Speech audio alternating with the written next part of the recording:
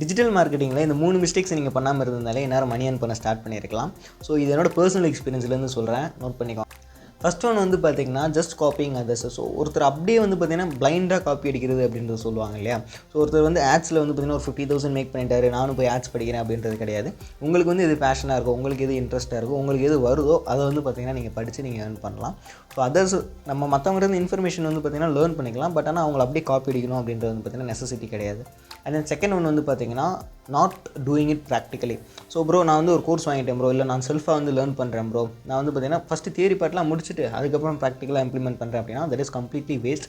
So இன்றைக்கி வந்து பார்த்திங்கன்னா ஒரு தியரி படிக்கிறீங்க, ஒரு மெட்டா ஆட் அக்கௌண்ட் எப்படி கிரியேட் பண்ணணும்னு படிக்கிறீங்க அப்படின்னா நாளைக்கு வந்து பார்த்திங்கன்னா ஒரு மெட்டா ஆட் அக்கௌண்ட் கிரியேட் பண்ணி நீங்களே ட்ரை பண்ணி பாருங்கள், ப்ராக்டிக்கலாக ட்ரை பண்ணி பாருங்கள். That is one of the best way. And then third one வந்து பார்த்திங்கன்னா இக்னோரிங் அனலிட்டிக்ஸ்.